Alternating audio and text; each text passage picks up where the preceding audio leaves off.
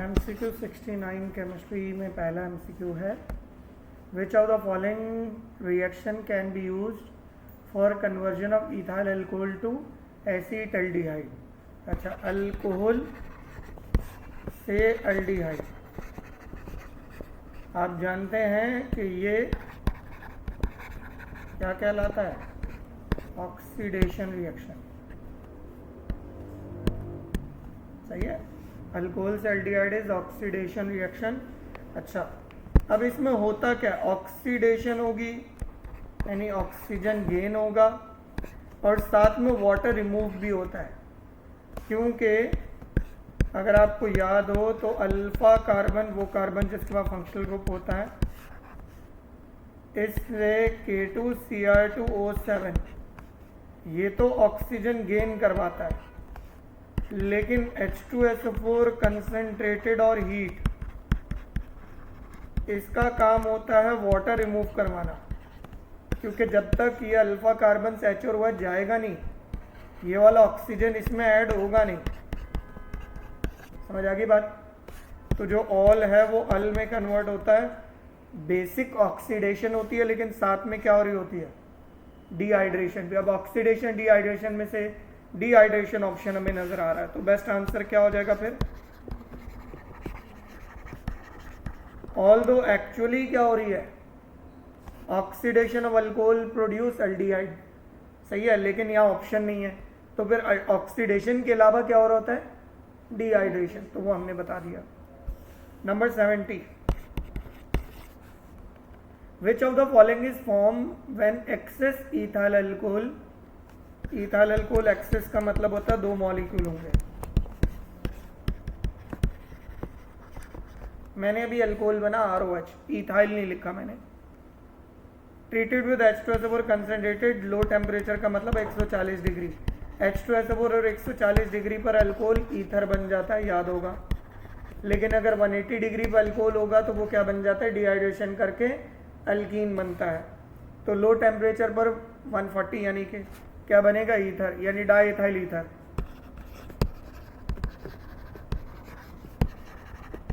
Ethyl alcohol है तो diethyl ether बनेगा। 71, विच of the following will give an iodoform reaction. बेटा कीटोन देते हैं आयोडोफॉर्म रिएक्शन। आप लोगों को एक टेबल बनाया था मैंने, उस टेबल में बताया था कि जो कीटोन्स होते हैं ये आयोडोफॉर्म रिएक्शन देते हैं, कीटोन्स ओनली। तो इसका आंसर हो जाएगा ऑप्शन डी, एसीटोन। बाकी इनमें से कोई भी कीटोन नहीं है।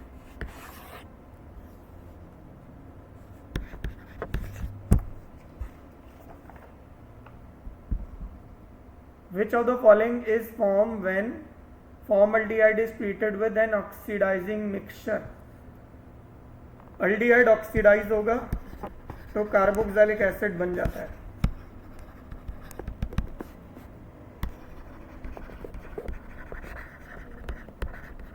फॉर्मल्डिहाइड फॉर्मिक एसिड बनेगा यानी मीथानोइक acid.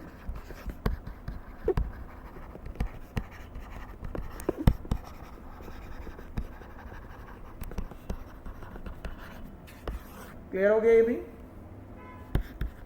Number 73, dry distillation of the following can be done to produce acetone. अगर आपको याद हो तो मैंने यूं बताया था, अगर फॉर्मेट होगा, एसीटेट के अलावा जो भी होंगे वो अल्डिहाइड बनाते हैं, लेकिन अगर मतलब इनमें से एक भी फॉर्मेट होगा तो अल्डिहाइड में, लेकिन अगर फॉर्मेट के अलावा कोई भी होगा, जैसे ये है एसीटेट, ये है फॉर्मेट और calcium, calcium formate, calcium acetate. Dry distillation होती क्या है? ये हिस्सा, नीचे वाला हिस्सा अलग हो जाता है, ऊपर वाला हिस्सा अलग हो जाता है। नीचे वाला हिस्सा क्या अलग हो जाएगा? माइनस हो जाएगा CaCO3। किस दौरान? ड्राई डिस्टिलेशन के दौरान। अगर कैल्शियम फॉर्मेट है तो फॉर्मल्डिहाइड बनेगा, HC डबल बॉन्ड और H।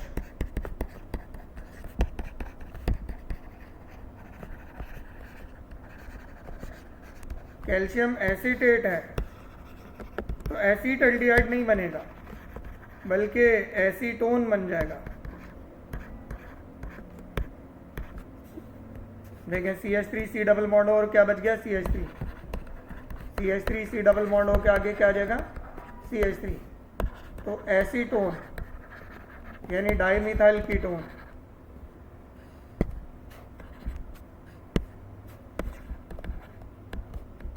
Dimethyl ketone.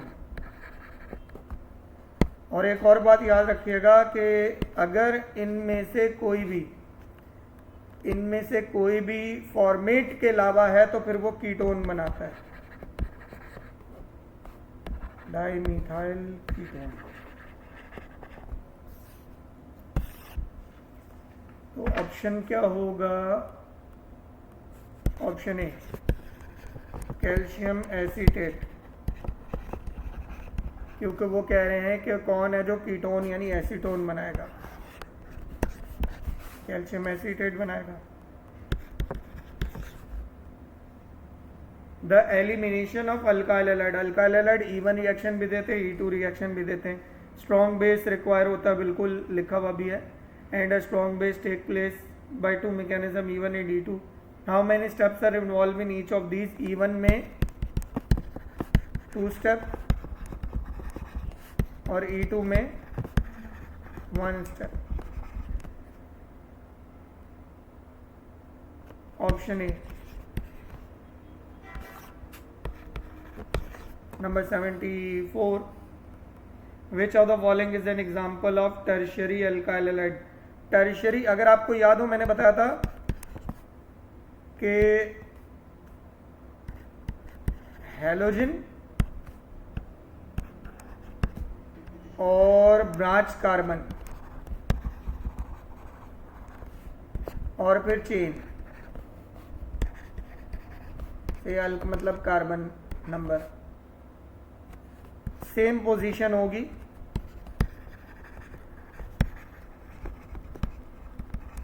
तो इसको हम टर्शियरी कहते हैं। IUPAC में सेम पोजीशन होगी तो टर्शियरी। मैंने आपको ये समझ यानी पहचानना बताया हुआ है कि IUPAC से कैसे टर्शियरी निकाल सकते हैं। तो ऑप्शन डी 2 ब्रोमो। अब हैलोजन की जगह कोई और फंक्शनल ग्रुप भी हो वो भी टर्शियरी होगा, बस पोजीशन सेम हो, ब्रांच की और फंक्शनल ग्रुप की पोजीशन सेम हो। 2 मिथाइल, बाकी किसी में ऐसा नहीं है।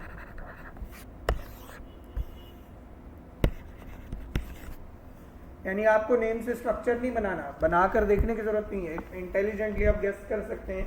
और ये हम एक्चुअली इसको देख चुके हैं पहले। The radius of first orbit of hydrogen is 0.53, वैसे 5 to 9 होता है, राउंड ऑफ करके 53 एंगस्ट्रॉम ही कहेंगे। Which orbit is the radius? 4.77। R is equal to n square A naught. Radius की वैल्यू कितनी दी हुई है? 4.77। आपको n निकालना है और ए नॉट कितना है? 0.53।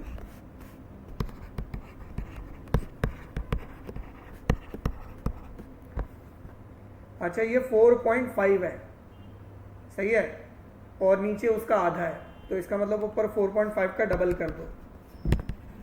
समझ आ रही बात? नीचे 0.5 है ना, तो इसका मतलब ऊपर वाली वैल्यू डबल कर दो, तो ये हो जाएगा 9। अब रूट ले लेंगे तो क्या आएगा? Third orbit. कैलकुलेट करने की जरूरत नहीं, आप गेस कर सकते हैं। तो answer is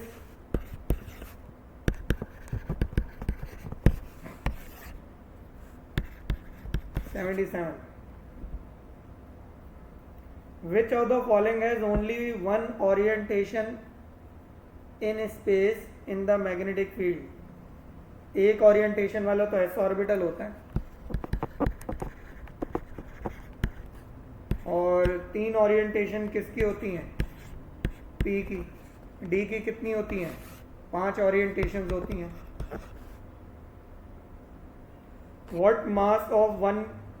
What's the mass of one proton? Mass of 1 proton होता है 1836 टाइम्स मास ऑफ इलेक्ट्रॉन। और मास ऑफ वन न्यूट्रॉन होता है 1842 टाइम्स मास ऑफ इलेक्ट्रॉन।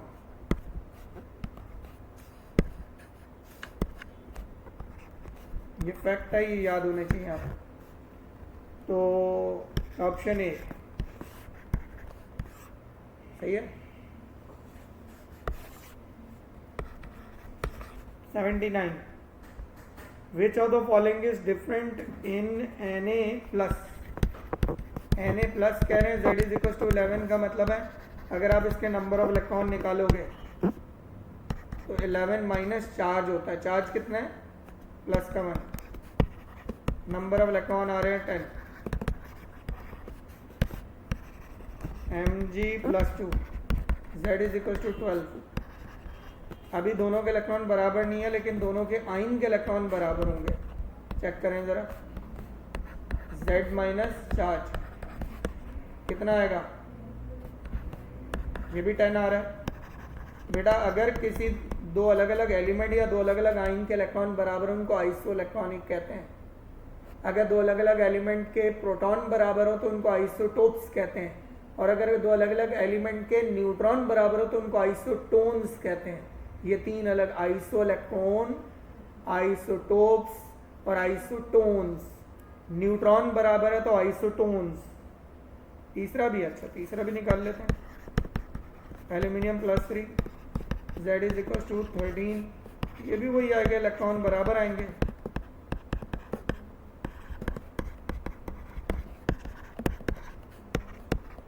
सही है। कह रहे हैं इनमें से किसमें, इन तीनों में क्या डिफरेंट होगा? तीनों में इलेक्ट्रॉन तो बराबर है। क्या बराबर है? तीनों में इलेक्ट्रॉन बराबर है। नंबर ऑफ शेल, हाँ तीनों के शेल तो बराबर है। तीनों सेम उससे हैं, पीरियड से हैं। कौन से पीरियड से हैं? पीरियड नंबर 4 के एलिमेंट से ही है। सोडियम पीरियड 3 सॉरी, पीरियड 3 के एलिमेंट है सोडियम, मैग्नीशियम, एल्यूमिनियम। तीनों में 3-3 शेल है। N is equal to 3, N is equal to 3, N is equal to 3। ये तो सिमिलर हो गया। नंबर ऑफ इलेक्ट्रॉन वो भी तीनों में बराबर है। इलेक्ट्रॉनिक कॉन्फ़िगरेशन वो भी सेम आएगी क्योंकि इलेक्ट्रॉन ही बराबर है। तो फिर आंसर क्या हो गया? Option D, number of proton. क्योंकि तीन अलग अलग एलिमेंट्स हैं, इनके प्रोटॉन्स डिफरेंट है, इलेक्ट्रॉन तो बराबर है। मैंने जान के सारी चीज़ें डिस्कस किया ताकि आपको ये भी समझ आ जाए। आइसोटोन्स, आइसोटोप्स और आइसो इलेक्ट्रॉन, ये तीनों आइसो इलेक्ट्रॉन्स हैं, आइसोटोप्स नहीं है क्योंकि तीनों के प्रोटॉन डिफरेंट है। आइसोटोन्स भी नहीं होंगे क्योंकि तीनों के न्यूट्रॉन भी क्या होंगे? डिफरेंट।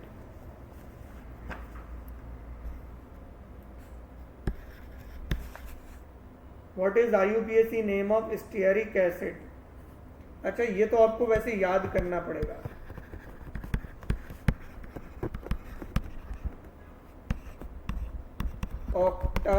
ऑक्टाडेकेनोइक, C18 वाले होते हैं एसिड।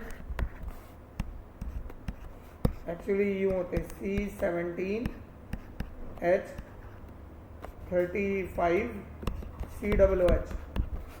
सही है। टोटल C कितने हो गए? 18। एक और है वो भी याद करो, पामेटिक एसिड। वो होता है हेक्साडेकेनोइक acid.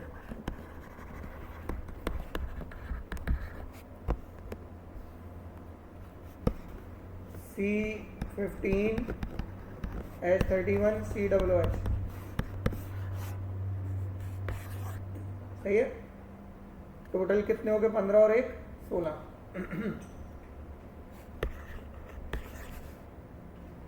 Which of the following is formed when acetone is oxidized? Ketone oxidise हो जाए तो कार्बोक्सिलिक एसिड, साथ में कार्बन डाइऑक्साइड और वाटर मिलता है।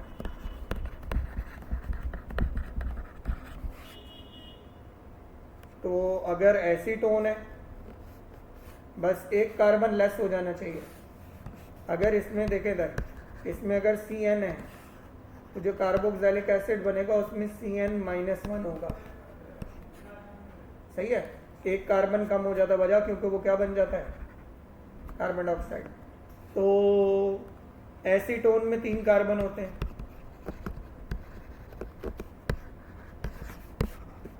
तो कार्बोक्सिलिक बनेगा कितने वाला, 2 कार्बन वाला ओइक एसिड,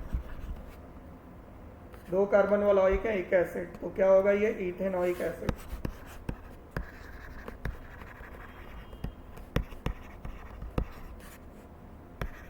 क्या ये सवाल समझ आ गया?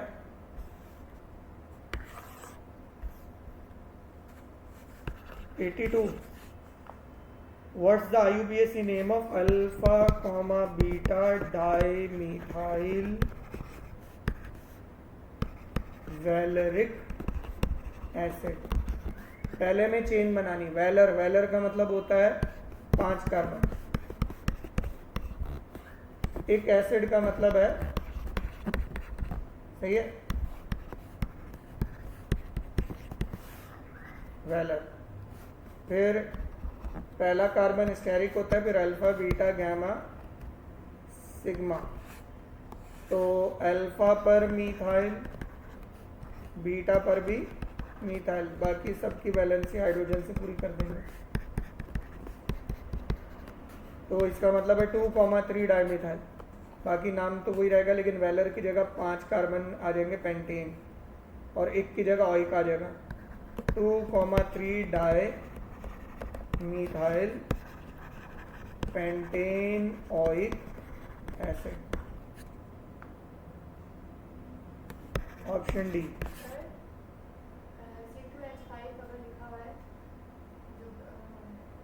मतलब जैसे हम उसको खोल के लिखते हैं ना कंडेंस होकर लिखा हुआ है, अगर C2H5 ब्रांच के तौर पर है तो वो तो इथाइल ही रहेगा ना, ओपन होने के बाद भी।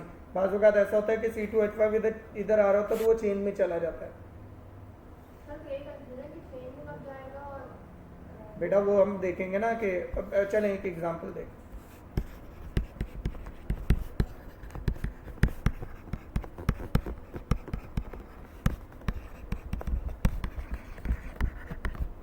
अब यहाँ भी C2H5 है, यहाँ भी C2H5 है, दोनों को ओपन कर देते हैं। चलें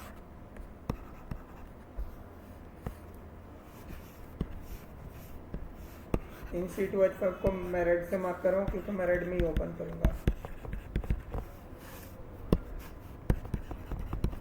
CH2 CH CH2 CH, फिर इधर भी क्या है,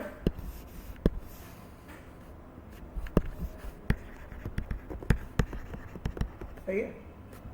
अब देखें चेन यहाँ से चलनी है, लॉन्गेस्ट चेन यूँ बन रही है, नीचे नहीं,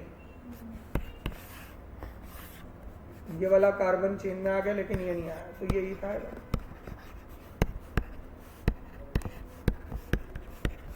3 ethyl hexanoic acid,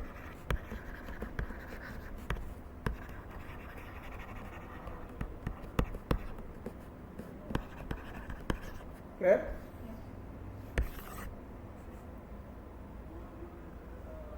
What volume of oxygen at STP? STP का मतलब है टेम्परेचर 273 केल्विन, क्योंकि मुझे समझ आ गई गैस लॉ का न्यूमेरिकल है कैसे वॉल्यूम निकालना है। STP दिया हुआ है, वॉल्यूम भी दिया हुआ है, और प्रेशर हो गया 760 और यहाँ फिर 180 है, शायद ज़रूरत पड़ जाए। To burn 500 dm³ of ethene. अच्छा, ऑक्सीजन का वॉल्यूम निकालना है, ईथीन का वॉल्यूम, कार्बन डाइऑक्साइड बनेगा वाटर। हमें पहले इक्वेशन बनानी पड़ेगी, C2 है तो यहाँ 2 आएगा, ये 2 2 + 4 + 2 6 3 आएगा, इक्वेशन बैलेंस है। अब ईथीन का वॉल्यूम दिया हुआ कितना, 500 dm³। इस वॉल्यूम के लिए वो कह रहे हैं इसका वॉल्यूम निकालो, बहुत आसान है। नीचे हम क्या करेंगे, स्टैंडर्ड ले लेंगे, इक्वेशन के मूल 1 है, मल्टीप्लाई बाय 22.4 STP पे 3 × 22.4, क्लियर। फिर क्रॉस मल्टीप्लाई होगा, जिसने x के पास जाना है वो डायरेक्ट डिवाइड हो जाता है। 500 multiply by 3 multiply by 22.4 divided by 1 into 22.4, ये कैंसिल हो गई, ये आ गया 1500 dm3। Clear? Option C.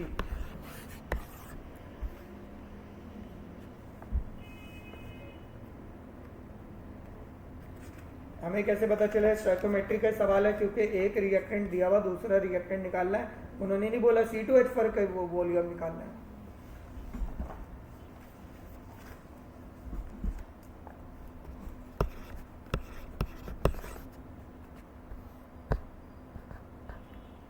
The valence shell electronic configuration of element is 4s2 4p3। इसका मतलब है ग्रुप 5A का एलिमेंट है, 2+3 ग्रुप 5A का एलिमेंट है, पीरियड नंबर 4 है। अच्छा जी, क्या कह रहे हैं? To which group does this belong? ये आपने पेन से तो 4p3 लिखा हुआ और नीचे आंसर आ रहा है 3A। अगर आंसर 3 आ रहा है तो फिर 4p3 नहीं होगा, क्योंकि मिसप्रिंट हुआ हुआ है, 4p1 होगा फिर ये। सही है ना? क्योंकि मिसप्रिंट था, मैंने तो आपको जो पेन से लिखा उसी को मान लिया, बट नीचे अगर आंसर मार्क हुआ हुआ है तो वो इसकी वजह ये कि 2+1 एस और पी के इलेक्ट्रॉन ऐड होते हैं तो ग्रुप पता चलता है।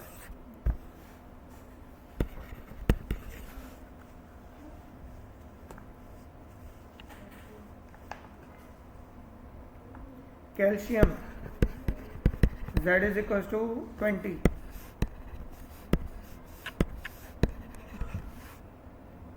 Form an ionic bond with chlorine. इसका मतलब कैल्शियम ने इलेक्ट्रॉन लॉस किया, क्लोरीन ने इलेक्ट्रॉन गेन किया, तो CaCl2 बनता है, क्योंकि कैल्शियम +2 होता है, क्लोरीन -1 होता है। फॉर्मूला मेकिंग आपको सिखाई हुई है मैंने कि अगर चार्ज बराबर ना हो तो क्या हो जाते हैं? Cross multiply. चार्ज हमें कैसे याद होंगे? मैंने आपको तमाम एलिमेंट, तमाम ग्रुप के एलिमेंट के चार्जेस लिखवाए हैं। कहाँ लिखवाए थे? इस तरह से।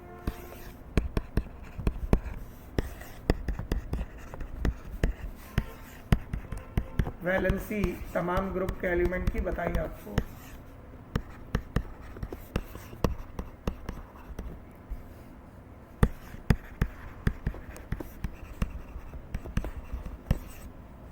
अगर 3 है तो वैलेंस शेल में 3 इलेक्ट्रॉन, 4 है तो वैलेंस शेल में 4, 5 है तो वैलेंस शेल में 5, 4 अनपेड होते हैं, 5वां पेयर, 6 है तो वैलेंस शेल में 6, 4 अनपेड, 5वां छठा पेयर, 4 5 5 6 और 7, 3 पेयर हो गए, 5 6 7 8 सारे पेयर हैं।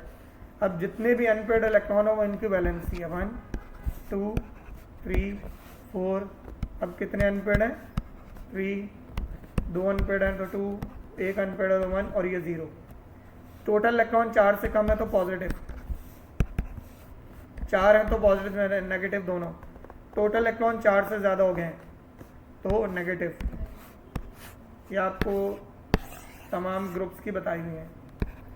एलिमेंट पता होने चाहिए बस, lithium, sodium, potassium, rubidium, caesium, beryllium, magnesium, calcium, strontium और बेरियम। ग्रुप के एलिमेंट्स तो आपको मैंने लिखवाए हुए भी हैं। तो क्लोरीन यहाँ पर है, क्लोरीन, क्लोरीन, ब्रोमीन, आयोडीन, इन सब पे -1, कैल्शियम पे +2, यहाँ से हमने निकाल लिया।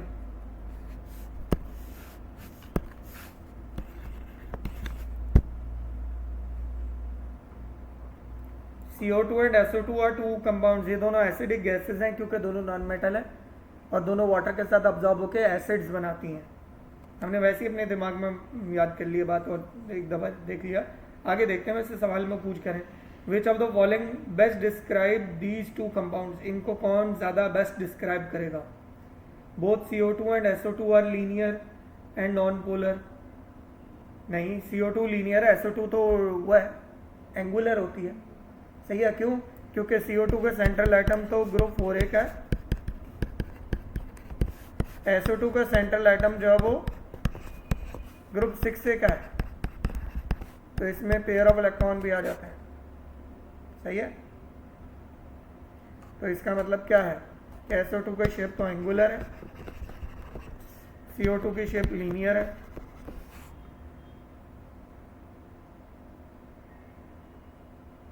इसका आंसर हो जाएगा ऑप्शन सी, CO2 लीनियर भी है और दोनों तरफ चार्ज बराबर होने से, अगर आपको याद हो तो डायपोल मोमेंट में पढ़ा था कि लीनियर होगा तो चाहे मॉलिक्यूल पोलर ही क्यों ना हो, लेकिन उसकी पोलैरिटी जीरो हो जाती है, नॉन पोलर बन जाता है। सही है, क्योंकि लीनियर है। लेकिन अगर एंगल पे हो तो इधर फोर्स का रिजल्टेंट दरम्यान में आ जाता है। SO2 नॉन लीनियर भी है और साथ में पोलर भी है।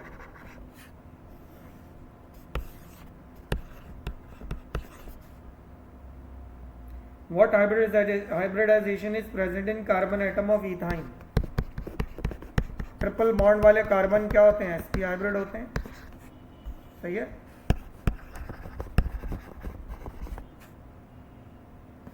Option C. मेरे ख्याल से इसमें परेशानी इतनी होनी नहीं चाहिए इन क्वेश्चंस में, और पास पेपर देख के लग रहा होगा कि आप कर सकते हैं कुछ, है ऐसा है या नहीं? मॉक देखकर आपको रोना आ रहा था, है ये ऐसे ही आते हैं वैसे क्वेश्चंस बेटा, लेकिन ऐसा नहीं है कि मतलब बिल्कुल सीधे सीधे भी होंगे, कुछ डायग्राम वाले क्वेश्चंस भी हो सकते हैं, और ऐसा भी हो सकता है कि आपको सी मालूम करना है, ए दिया हुआ बी ढूंढना है, ऐसी चीज़ें भी आ जाती हैं। विच of the following reaction has same value of Kc and Kp? Kc Kp उनके बराबर होते हैं जिनमें रिएक्टेंट प्रोडक्ट के वॉल्यूम इक्वल हो।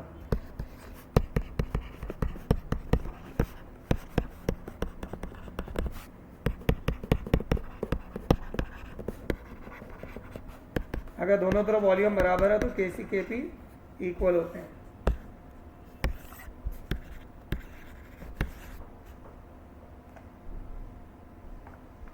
Which of the following condition is required for maximum yield of ammonia? N2 3H2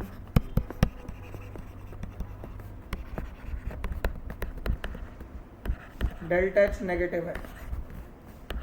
exothermic में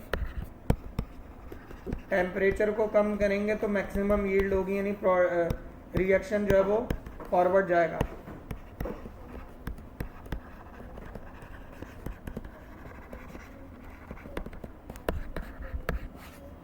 pressure बढ़ाएंगे तो रिएक्शन लेस वॉल्यूम की तरफ जाएगा, नहीं फॉरवर्ड जाएगा।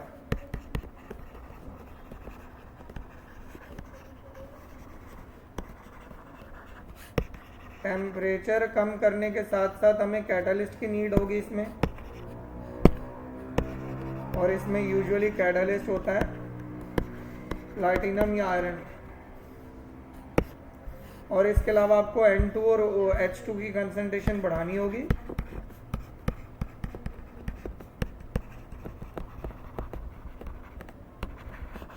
यहाँ NH3 की कंसंट्रेशन कम करनी होगी।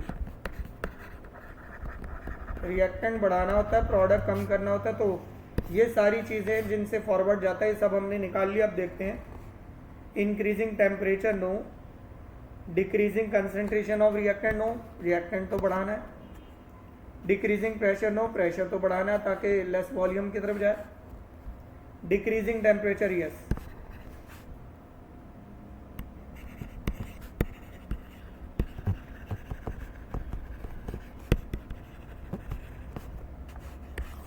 समझ आ गया? हमने खुद अपने सारे फैक्टर्स देख लिए क्या क्या हो सकते हैं। विच of the following is true for reversible reaction at equilibrium? Reversible reaction अगर इक्विलिब्रियम पर होता है तो दो चीज़ें होती हैं, फॉरवर्ड रिएक्शन और रिवर्स रिएक्शन के रेट बराबर होते हैं, और रिएक्टेंट की कंसंट्रेशन और प्रोडक्ट की कंसंट्रेशन कांस्टेंट होती हैं, बराबर हो ना हो कांस्टेंट होती हैं। ये दो चीज़ें होती हैं। सारे ऑप्शन में रेट की बात हो रही है, तो हम ढूंढेंगे किस में लिखा हुआ है कि रेट्स इक्वल होंगे। ऑप्शन सी में लिखा हुआ है।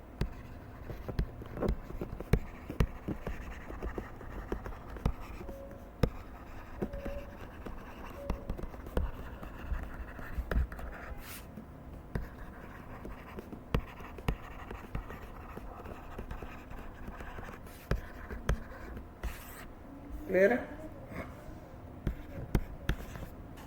When benzene react with isopropyl chloride,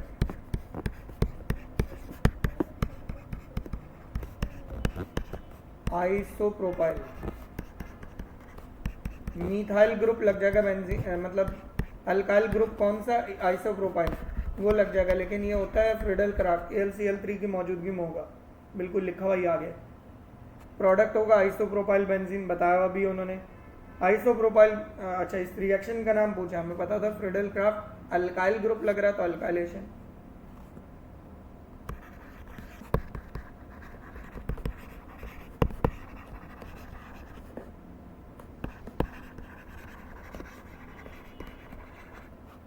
क्योंकि अल्काइल ग्रुप लगेगा, इसाइल नहीं।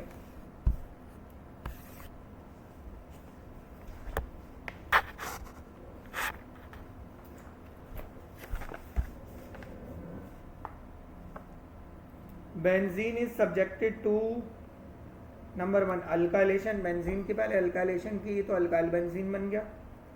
फिर नाइट्रेशन की तो अल्काइल है, ऑर्थो पैरा डायरेक्टर तो नाइट्रो ग्रुप आ जाएगा ऑर्थो या पैरा पर या दोनों पर। फिर ऑक्सीडेशन की तो अल्काइल ग्रुप ऑइक एसिड में कन्वर्ट हो जाएगा, नहीं बेंजोइक एसिड बन जाएगा, तो नाइट्रो ऑर्थो पैरा पर होगा और ऑइक एसिड होगा। समझ आई बात क्या किया मैंने? और ऐसा मैंने करवाया भी आपको। तो देखें,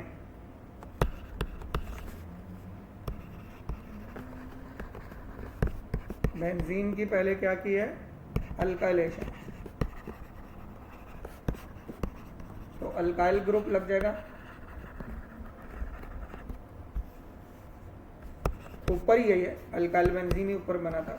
अल्काइल बेंजीन कि फिर वो कह रहे हैं कि नाइट्रेशन करें, तो जो अल्काइल है वो ऑर्थो पैरा डायरेक्टर है, तो इससे क्या होगा कि ortho para nitro alkyl benzene. फिर तीसरे नंबर पे वो कह रहे हैं कि जो भी प्रोडक्ट आ रहा है उसकी क्या कर दें? ऑक्सीडेशन, तो जो ऊपर अल्काइल ग्रुप है ना वो ऑइक एसिड बन जाएगा।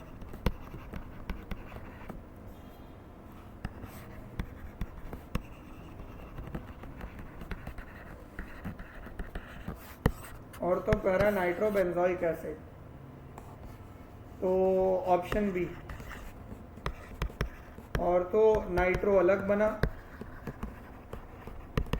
और पैरा नाइट्रो अलग बना।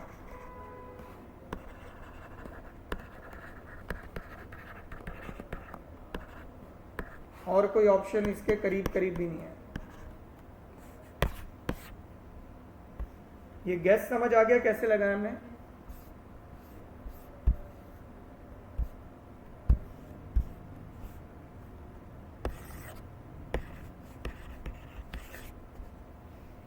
आइसोप्रोपाइल क्लोराइड, आइसोप्रोपाइल होता है जिसमें नंबर 2 कार्बन पर लगा। Isopropyl chloride is an example of alpha beta और beta secondary alkyl halide.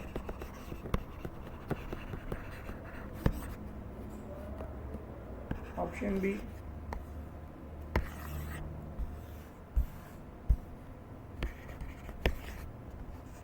Oxidation of toluene, अभी तो देखा ऊपर हमने, बेंजोइक एसिड बन जाता है। क्या बन जाता है? अल्काइल बेंजीन बेंजोइक एसिड बन जाता है।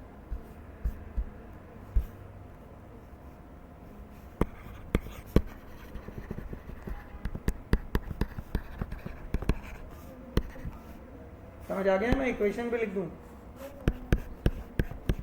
इक्वेशन ये है,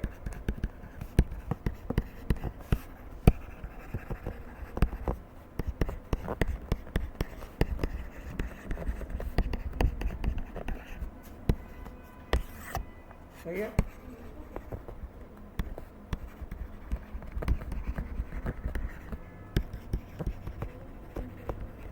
यानी alkyl benzene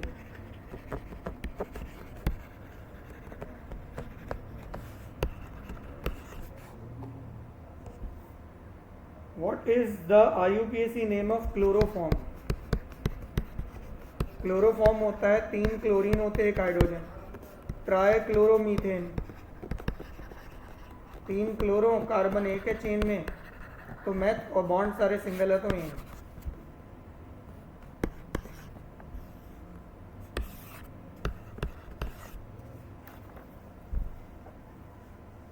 Which of the following produce malic anhydride on oxidation benzene?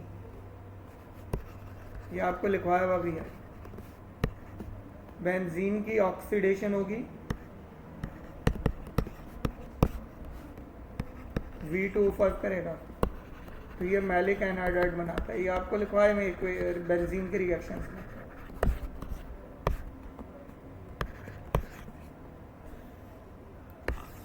और बताया था मैलिक एनहाइड्राइड मैलिक एसिड बनाता है पानी में डिजोल्व होकर, और मैलिक एसिड है जो एप्पल जूस में होता है। What is oxidation number of Mn in K2MnO4? निकालना पड़ेगा। कितने के हैं? 2 के हैं, 1 Mn है, 4 O हैं। K की जगह +1, Mn मालूम करना है, O की जगह -2, ऊपर को चार्ज नहीं है तो इज इक्वल टू उधर 0, प्लस का 2 और ये हो जाएगा -8, प्लस का 8, -2, प्लस का 6। ऑप्शन सी।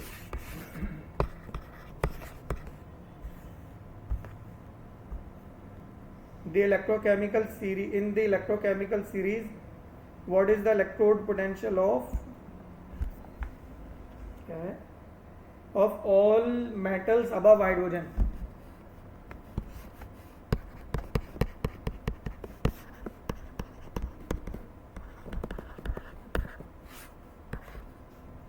फिर हाइड्रोजन से नीचे वाले होते हैं।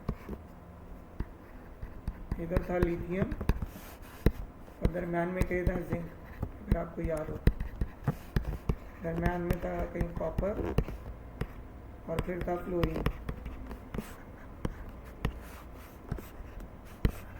जिंक मैंने बताया था 0.76 वोल्ट, कॉपर था 0.34 वोल्ट।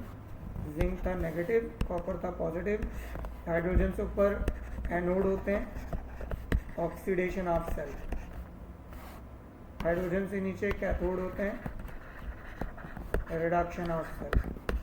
ये वो सारी बातें जो आपको मैं बता चुका हूँ। हाइड्रोजन से ऊपर वाले जितने भी हैं ये रिड्यूसिंग एजेंट होते हैं, हाइड्रोजन से नीचे वाले जितने भी हैं ऑक्सीडाइजिंग एजेंट होते हैं।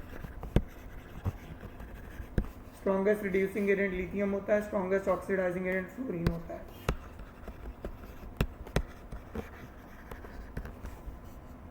अब सवाल देखते हैं क्या क्या रहते हैं जी। Electrode potential of all metal above hydrogen. Hydrogen से ऊपर वाले सब क्या होते हैं बताओ? नेगेटिव होते हैं। हाइड्रोजन से नीचे वाले क्या होते हैं? पॉजिटिव होते हैं।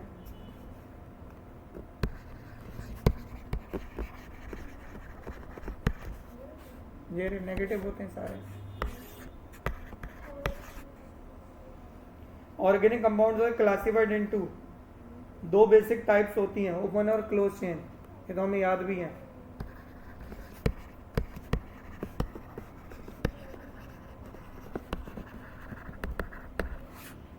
फिर क्लोज चेन वाले जो एरोमेटिक होते हैं या एलिफेटिक होते हैं, ओपन चेन वाले होते ही सारे एलिफेटिक हैं, वो एरोमेटिक हो ही नहीं सकते।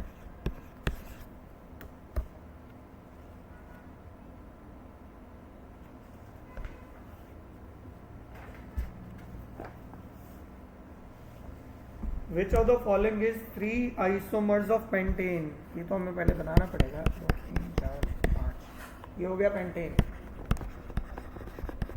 आइसोमर्स कैसे बनाते हैं इधर देखिएगा।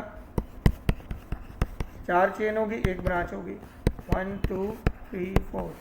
पोजीशन यहाँ कर देंगे तो भी 2 रहेगी। क्यों बताएं क्यों?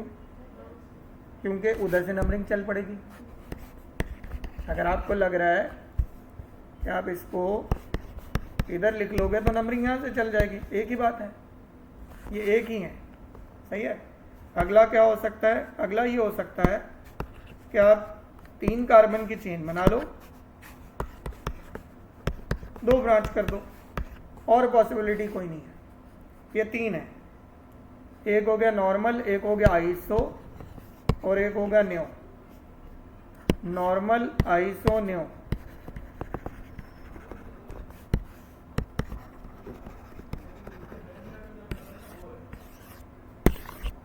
तीन आइसोमर है। अच्छा, वो लोग कह रहे हैं कि IUPAC नेम में, तो कोई बात नहीं, हम भी कर लेते हैं 2 मिथाइल और ये हो जाएगा 1 2 3 2,2 डाइमिथाइल। सही है, हमने भी निकाल लिया, हमें पूरा पूरा लिखने की जरूरत भी नहीं है। ऑप्शन बनेगा ए, एन पेंटेन 2 मिथाइल, लेकिन ब्यूटेन, क्योंकि चेन में कितने कार्बन है, 4 हो गए ना। और अगला क्या बनेगा, 2,2 डाइमिथाइल प्रोपेन। क्लियर होगी। 101, which type of isomerism can propanol and acetone exhibit? अल और ओन, कीटोन और एल्डिहाइड। कीटोन और एल्डिहाइड एक दूसरे के फंक्शनल ग्रुप आइसोमर है ना।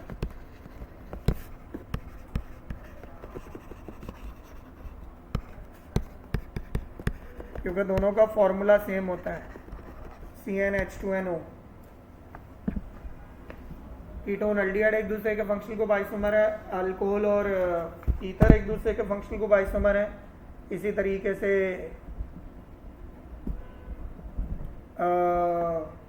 कार्बोक्सिलिक और एस्टर एक दूसरे के फंक्शनल ग्रुप आइसोमर है। अल्कीन और साइक्लोअल्केन एक दूसरे के चेन आइसोमर है, क्योंकि अल्कीन ओपन चेन होता है, साइक्लोअल्केन क्लोज चेन होता है। अल्कीन और साइक्लोअल्केन।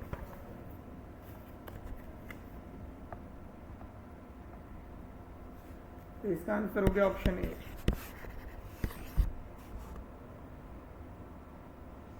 (102) the graph of volume versus total pressure at constant temperature. Dependent कौन होता है? वॉल्यूम डिपेंडेंट होता है, जो डिपेंडेंट होता है वो वाई एक्सिस पे आता है, जो इंडिपेंडेंट होता है वॉल्यूम डिपेंड करता है। क्यों? क्योंकि वॉल्यूम प्रोपोर्शनल है, इनवर्सली प्रोपोर्शनल है प्रेशर के। Boyle's law. डिपेंडेंट प्रोपोर्शनल से पहले होता है, इंडिपेंडेंट प्रोपोर्शनल के बाद। जो इंडिपेंडेंट होता है वो हमेशा किस एक्सिस पर आता है, और जो डिपेंडेंट होता है वो हमेशा कहाँ आता है? वॉल्यूम प्रेशर का ग्राफ कर्व होता है, लीनियर नहीं हो सकता कभी भी। Option straight line no. First a curve then a straight line हो ही नहीं सकता। First a straight line then a curve no. Non linear बिल्कुल। स्ट्रेट लाइन कभी भी नहीं हो सकता, ये कर्व ही रहता है। इस कर्व का नाम था हाइपरबोला। 180 m प्रेशर दिया हुआ है, टेम्परेचर दिया हुआ है, 273 ऐड कर देंगे, 298 केल्विन। प्रेशर चेंज हो गया, इसका मतलब P1 है, फिर वो P2 है। टेम्परेचर भी चेंज हो गया,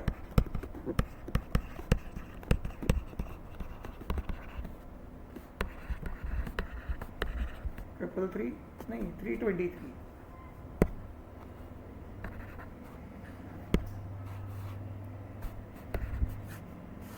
तो ये T1 हो गया। कह रहे volume change from 1 dm³ to, इसका मतलब है V1 1 dm³ है, V2 कितना बताना है।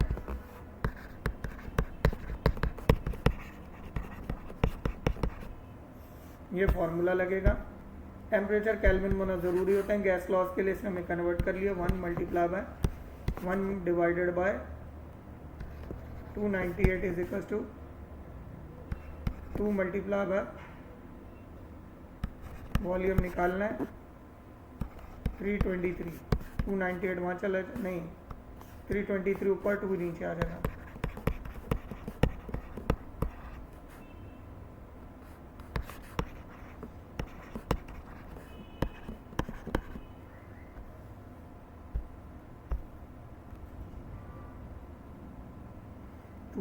इससे मल्टीप्लाई करवाते हैं ज़रा।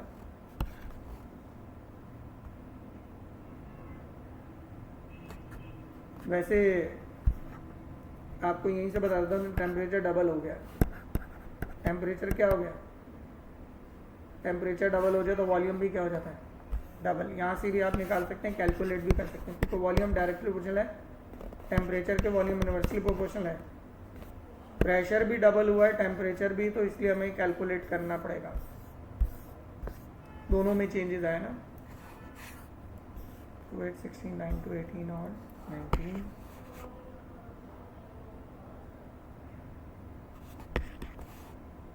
596।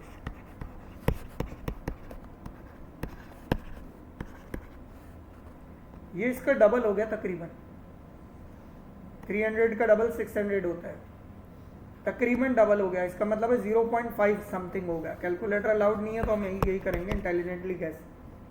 0.5 समथिंग का मतलब है कि आंसर हो रहा है 0.542 जीएम। क्यों? बाकी कोई ऑप्शन हो भी नहीं सकता है। बाकी ऑप्शन है 2 3, हो ही नहीं सकते ना, ऊपर वैल्यू छोटी है। तो आंसर 2, आंसर 3, आंसर 4 आ ही नहीं सकता। 1 से कम ही आएगा आंसर, क्योंकि ऊपर छोटी वाली, नीचे क्या है? बड़ी वैल्यू है। जब कैलकुलेटर अलाउड नहीं होते आप इस तरह के गैस आराम से लगा सकते हैं, क्योंकि बाकी ऑप्शन बहुत डिफरेंट होते हैं। अगला सवाल, which of the following temperature is referred to as absolute zero? -273.16 degree centigrade, 0 kelvin, या फिर 475 472 समथिंग है वैसे ये रहा।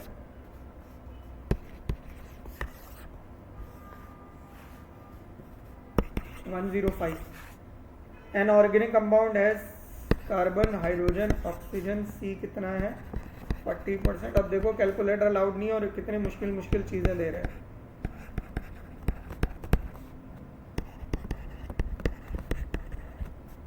हर परसेंटेज को उसके एटॉमिक मास से डिवाइड करते हैं, हमने सीखा हुआ वैसे।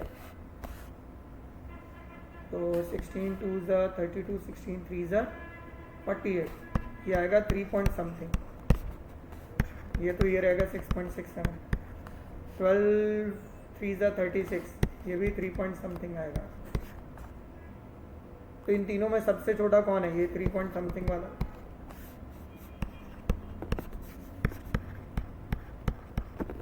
जो भी आएगा आगे।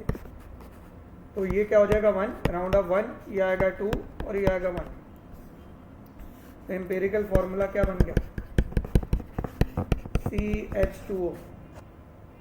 ये निकालना है। यस, हमने कोई कैलकुलेशन नहीं की, कोई हमने सॉल्यूशन पूरा नहीं किया, हमने जस्ट गैस ही किया। कैसे? फिर बता देता हूँ मैं। हमने वैल्यूज रखी, हमने देखा टेबल तो आना चाहिए, 16 का टेबल। 16 2 32, 16 3 48, इसका मतलब है 3 पॉइंट समथिंग है। 12 3 36, करीब आ गए, तो 3 पॉइंट समथिंग है। अब तीनों में जो सबसे स्मॉलेस्ट होता है वो तीनों से डिवाइड होता है, वो 3 पॉइंट समथिंग है। तो ये कैंसिल होंगे और होल नंबर होना चाहिए, तो 1 ही होगा।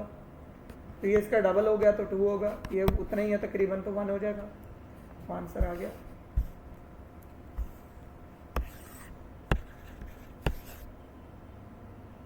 $7.6 gram of CH2 reacted with 12.8 gram of O2.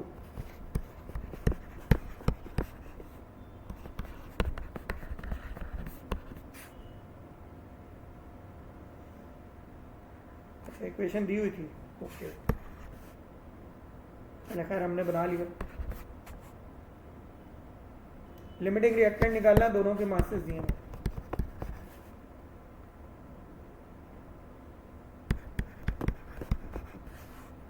दोनों के पहले मोलर मास चाहिए होंगे हमें। 12 32 2 64, 16 2 32, 76, 96, 8 3 9 3 2 6। आपको लिमिटिंग में मैंने सिखाया था यूँ रेशियो लेना। 7.6 डिवाइडेड बाय 76, 12.8 डिवाइडेड बाय 96, ये तो हो जाएगा 0.1। सही है। ये अगर 9.6 होता तो ये भी कितना होता है? 0.1। लेकिन ये 0.1 से ज़्यादा आएगा,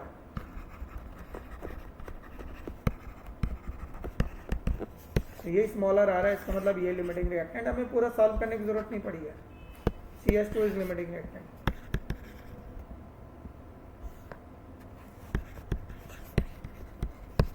ये बात भी समझ आ गई, सही है।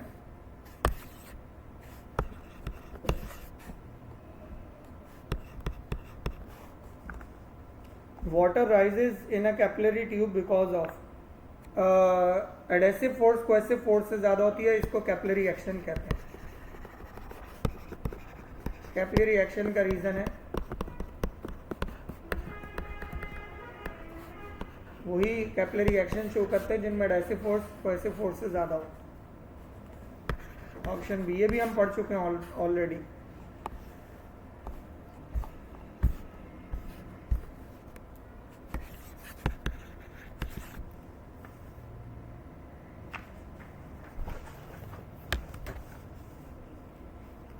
अच्छा जी, अगला है which of the following influences the variation of temperature at which boiling point of liquid take place. Which of the following influences the variation? अच्छा, टेम्परेचर चेंज करने से क्या होगा? बॉइलिंग पॉइंट आ चुका है। बॉइलिंग पॉइंट आने का मतलब यह है कि एटमॉस्फेरिक प्रेशर और इंटरनल प्रेशर क्या हो गए? बराबर। अगर आप टेम्परेचर चेंज करेंगे तो इसका मतलब है कि प्रेशर, बाहर का प्रेशर कम या ज़्यादा हो जाएगा, उससे बॉइलिंग पॉइंट फिर चेंज, मतलब फिर आपको भी बढ़ाना पड़ेगा टेम्परेचर को या कम करना पड़ेगा। सिंपल यानी आसान आंसर, आउटसाइड प्रेशर, क्योंकि प्रेशर डायरेक्टली प्रोपोर्शनल टेम्परेचर के, यह है गाय-लुसाक्स लॉ या गे-लुसाक्स लॉ कहते हैं।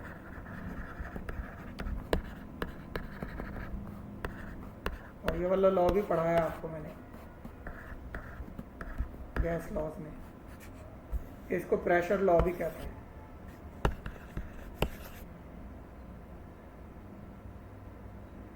Enzyme show optimum activity between 37 to 50 degree centigrade, however they work, क्या however they work above 50, below 37, नहीं, they lose activity permanently, yes. Temperature enzyme के लिए था पीएच चेंज करने से, कंसंट्रेशन से और टेम्परेचर, 3 फैक्टर्स हैं जिन पर एंजाइम डिपेंड करते हैं, एंजाइम एक्शन।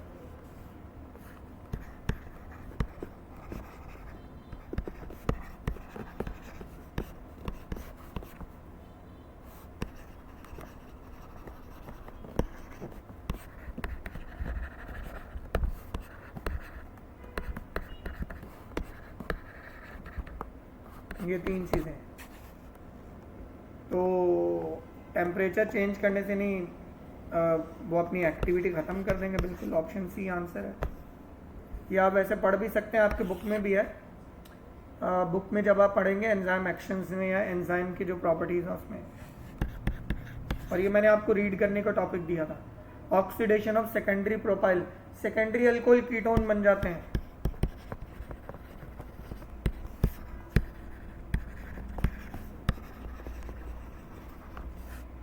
प्रोपाइल अल्कोहल है तो प्रोपेनॉन बनेगा, नहीं डाइमिथाइल कीटोन, एसीटोन जिसको हम कहते हैं।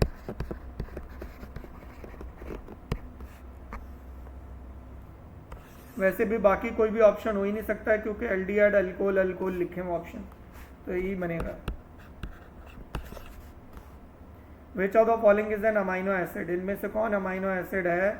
अमाइनो एसिड, बेंजोइक एसिड तो कार्बोक्सिलिक है, पामेटिक एसिड भी कार्बोक्सिलिक है, एनिलीन तो बेंजीन पर NH2 है।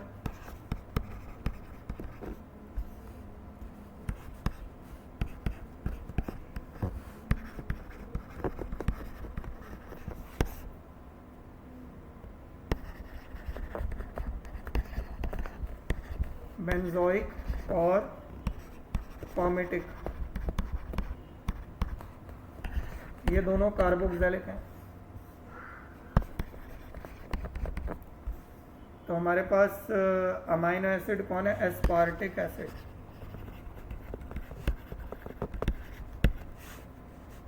अब अब हमें सारे तो याद नहीं होंगे, इसलिए वही है कि हम क्या करेंगे, जो जो रॉन्ग है उनको रिमूव करके निकाल सकते हैं।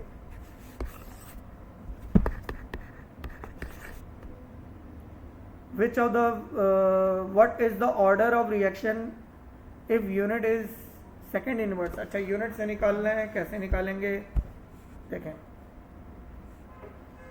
अगर ऑर्डर 0 होता है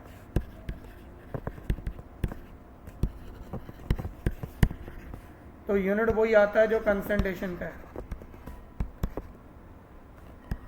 रेट और उसका यूनिट सेम होता है। लेकिन अगर फर्स्ट ऑर्डर होता है तो फिर इस यूनिट को कंसंट्रेशन के यूनिट से डिवाइड करते हैं, पर डीएम क्यूब पर सेकेंड। तो मोल पर डीएम क्यूब कैंसिल हो जाएगा, बचेगा क्या, सेकेंड इनवर्स। फर्स्ट ऑर्डर का यूनिट सेकेंड इनवर्स होता है, बी से पता चल गया हमें। तो आंसर क्या होगा, first order.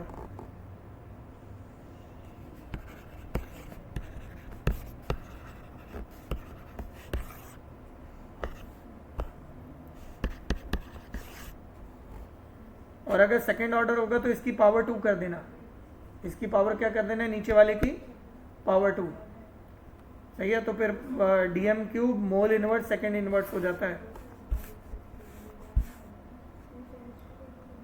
Which of the following best describe the ionic reactions of inorganic compound? Ionic reaction fast होते हैं, आप लोगों को पढ़ाया था types of reaction based on rate. Rate के लिहाज से 3 तरह के रिएक्शन होते हैं, आयनिक के फास्ट या इंस्टेंटेनियस होते हैं, और जो पोलर होते हैं उनके मॉडरेट होते हैं, और जो नॉन पोलर होते हैं उनके स्लो रिएक्शन होते हैं। तो ये भी इजी था वैसे।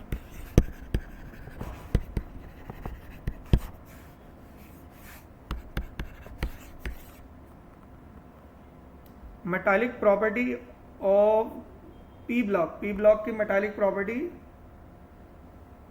इन group of P block element has strand.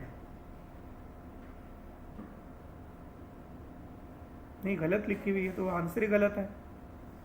Metallic property increasing down the group, decrease होती नहीं है, ये मार्क ही गलत हुआ है।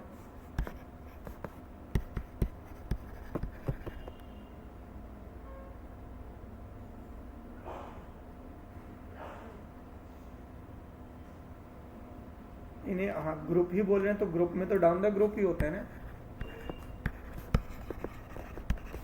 यानी अगर अलोंग द पीरियड कहता तो भी मैं मान लेता।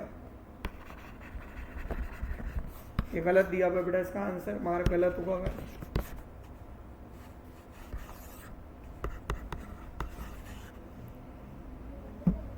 सुपर ऑक्साइड, क्योंकि हमने पढ़ा था मेटालिक करेक्टर डायरेक्टली प्रोपोर्शनल है एटॉमिक रेडियाई को, down the group atomic radii increase ही होता है, तो मेटालिक करेक्टर भी इंक्रीज होता है। पी ब्लॉक में हमने पढ़ा भी है कि ऊपर नॉन मेटल है, बीच में मेटालॉइड है, नीचे मेटल्स हैं। सुपर ऑक्साइड KO2 पोटेशियम बनाता है, ग्रुप 1 वाले बनाते हैं, हमने याद किया भाई ये। और ये KO2 जो है ये वो ऑक्सीजन जनरेटर का काम भी करता है, आपको ये भी बताया था मैंने, एयरक्राफ्ट के अंदर यूज होता है, और माउंटेन क्लाइंबर भी लेकर जाते हैं। ग्रुप 1 वाले सुपर ऑक्साइड बनाते हैं, 2A वाले तो बनाते ही नहीं है।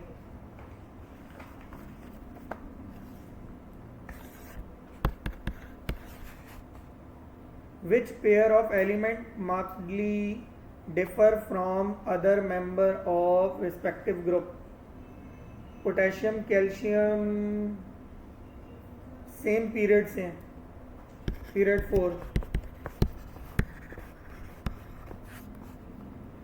सोडियम मैग्नीशियम भी सेम पीरियड से, पीरियड 3।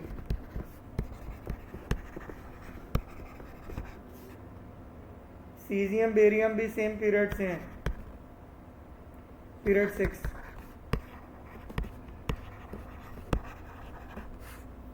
लिथियम बेरिलियम ये भी सेम पीरियड से हैं, पीरियड 2। अच्छा, पूछ रहे हैं कि कौन अपने ग्रुप से डिफरेंट है। ओके ओके, तो वो तो लिथियम पहले एलिमेंट है, उनकी रेडियाई स्मॉलेस्ट होते हैं, है ये भी पीरियड 2 से।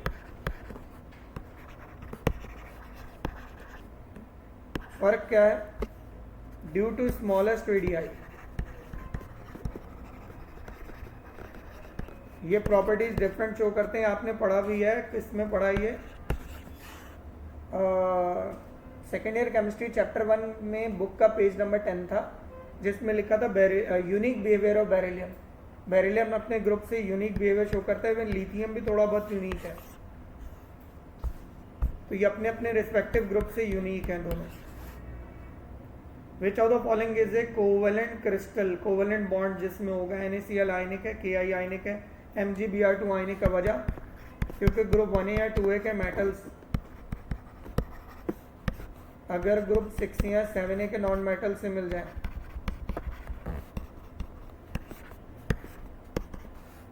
तो ये मिलकर बनाते हैं आयनिक बॉन्ड। सही है, तो सारे आयनिक ही हैं सिवाय डायमंड के, क्योंकि डायमंड में कोवेलेंट बॉन्ड होता है।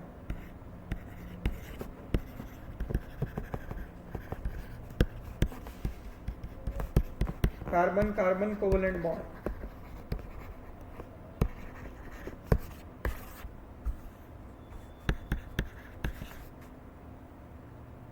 The nature of attraction which hold molecular crystal is molecular crystal में force of attraction होती है weak van der Waals force।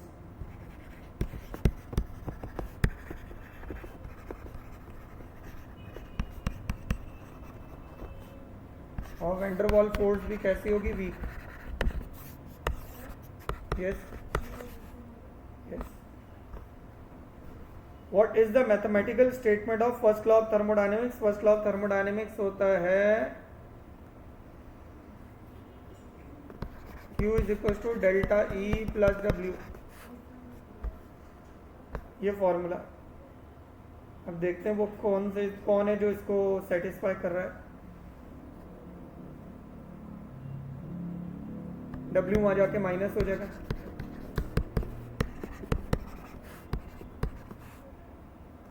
Option D.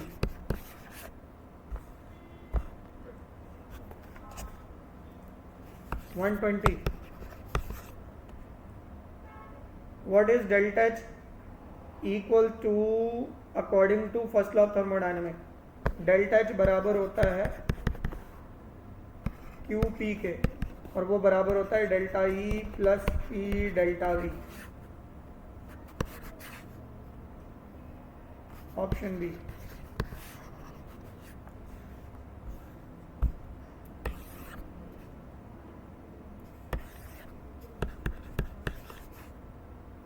Y do transition element form interstitial compound? क्योंकि उनकी surface पर small pores या gap होते हैं, उन गैप या उन होल के अंदर जो गैसेस एब्जॉर्ब हो जाती हैं क्रिस्टल के।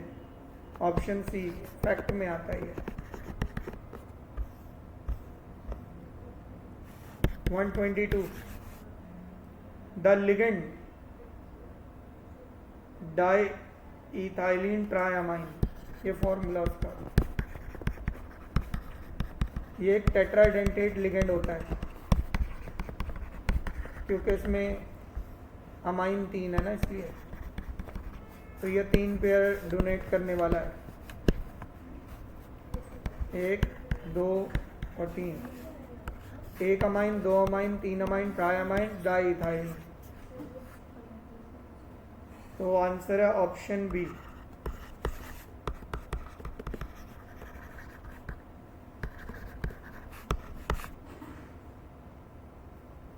ओके जी, ये आपके सारे जितने भी पास पेपर वाले थे 2023 के डिस्कस कर लिए हैं। अब आपको कोई सवाल इनमें से करना हो जो डिस्कस किए हैं कर सकते हैं, या कोई और सवाल करना हो वो भी कर सकते हैं।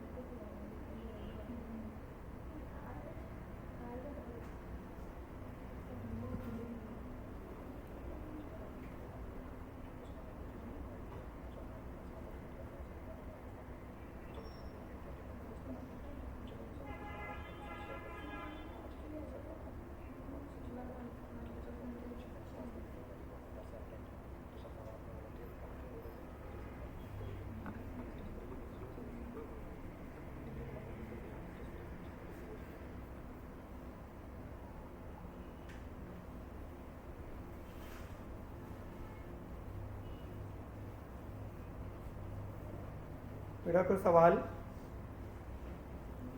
क्लास एंड कर दूँ? कोई सवाल नहीं है? देख लें, सब हो गए?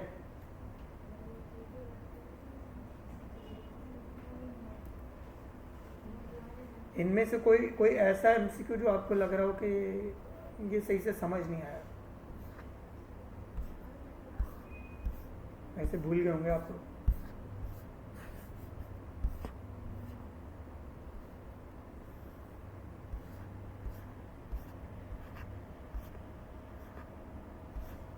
ये लास्ट वाला ट्राइडेंटिटी देखें, ट्राई अमाइन है ना, डाई इथाइलिन, एक अमाइन एक नाइट्रोजन देता है। जैसे एक है सिर्फ अमाइन, ये मोनोडेंटेट लिगेंड है। फिर एक था ईएन, इथाइलिन डायअमाइन, वो बाइडेंटेट लिगेंड है। क्यों है? क्योंकि डायअमाइन है। सही है, स्ट्रक्चर भी बना देता हूँ मैं। इथाइलिन अमाइन होता है एन।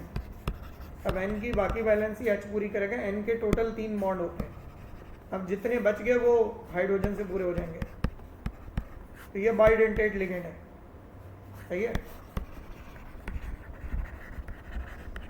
और सिंपल अमाइन जब वो क्या है?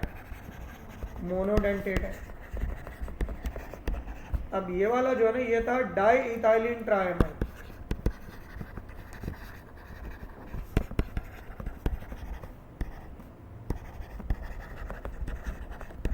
अब बिलफर्ज आपको स्ट्रक्चर नहीं पता, लेकिन आपको पता है 3 अमाइन है। 3 अमाइन का मतलब है ट्राइडेंटेट।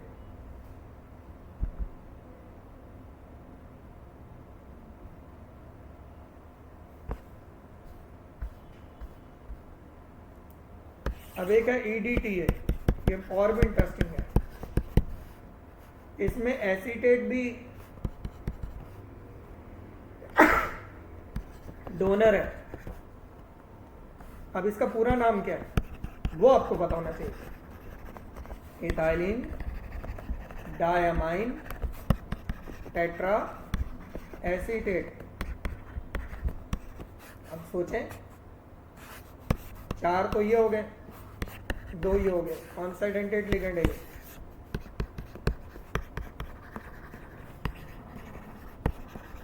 आया समझ में? एसीटेट दे रहे हैं, 4 हैं तो 4 पेयर ये। अमाइन 2 हैं तो 2 पेयर ये। टोटल 6 पेयर हो गए।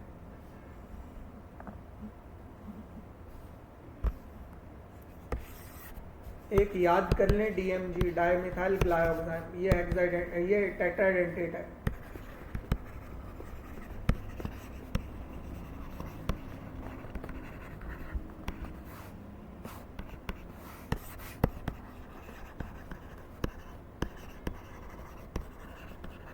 Tetradentate ligand.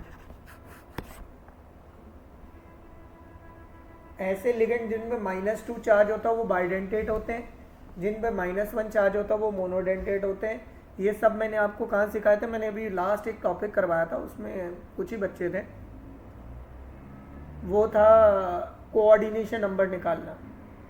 कोऑर्डिनेशन नंबर क्या होता है कि कौन सा डेंटेट लिगेंड है मल्टीप्लाई बाय लिगेंड कितने हैं, उससे हमें कोऑर्डिनेशन नंबर मिलता है। कोऑर्डिनेशन नंबर मिल गया तो हम स्ट्रक्चर बता सकते हैं। कोऑर्डिनेशन नंबर 4 आ जाए तो स्ट्रक्चर ट्राइगोनल प्लेनर भी, स्क्वायर प्लेनर भी हो सकता है, और टेट्राहेड्रल। अब हमें कैसे पता चलेगा? अगर एलिमेंट जो है वो होगा प्लाटिनम, निकल, प्लाटिनम, पैलेडियम, इन 3 में से कोई भी होगा। ये एलिमेंट Au+3 गोल्ड +3 आइन है, तो ये 4 में से कोई भी है तो ये स्क्वायर प्लेनर बनाते हैं। बाकी जो भी 4 जिनका कोऑर्डिनेशन नंबर आएगा वो क्या बनाते थे? वो बनाते हैं टेट्राहेड्रल। ये मैंने आप लोगों को टेबल बनवाया था। अब आई डोंट नो आप में से किसी ने वो क्लास ली थी कि नहीं। लास्ट क्लास थी, लास्ट वीक संडे की। किसी ने भी नहीं ली थी। कोऑर्डिनेशन नंबर होगा, उसमें ये बताया होगा मैंने कि अगर प्लैटिनम, पैलेडियम, और निकल, ये 3 एलिमेंट है, तो इनका D8 होता है, यहाँ फिर Au+3 का भी D8 होता है। तो ये जो है स्क्वायर प्लेनर बनाते हैं। ये स्क्वायर प्लेनर कब बनाते हैं? जब इनका कोऑर्डिनेशन नंबर 4 होगा, यानी PD। आप देखो कोऑर्डिनेशन नंबर 4 आएगा इसका, क्योंकि ये मोनोडेंटेड लिगेंड है। मल्टीप्लाई बाय कितने हैं लिगेंड? 4, तो इसका कोऑर्डिनेशन नंबर आ रहा 4। जब कोऑर्डिनेशन नंबर 4 आता है तो या तो टेट्राहेड्रल होता है या फिर स्क्वायर प्लेनर होता है। अब हमें कैसे पता चलेगा स्क्वायर प्लेनर है कि टेट्राहेड्रल है?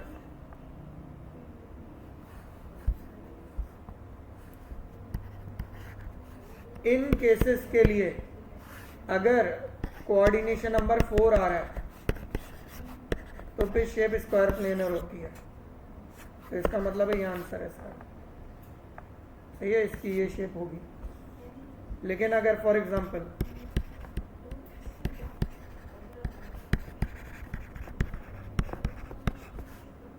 इसका अगर आप कोऑर्डिनेशन नंबर निकालें, इत्तेफाक है कि ये भी मोनोडेंटेट लिगेंड है और कितने हैं? 4। इसका कोऑर्डिनेशन नंबर भी 4 आ रहा है। ये भी क्या हो सकता है? टेट्राहेड्रल हो सकता है या फिर स्क्वायर प्लेनर हो सकता है। अगर कोऑर्डिनेशन नंबर 4 आ जाए तो इनमें से कोई शेप होती है। अगर ट्रांजिशन मेटल इनमें से कोई है तो स्क्वायर प्लेनर, इनके अलावा है तो फिर क्या होगा? टेट्राहेड्रल। कॉपर है तो इसलिए टेट्राहेड्रल। ये मैंने आपको लास्ट क्लास में सिखाया था। खैर मैं इसको फिर यहाँ एंड कर देता हूँ। दैट्स ऑल स्टूडेंट्स, हमारा सब टॉपिक वगैरह सब कंप्लीट हो गया, और अगर ज़रूरत पड़ेगी तो इसके बाद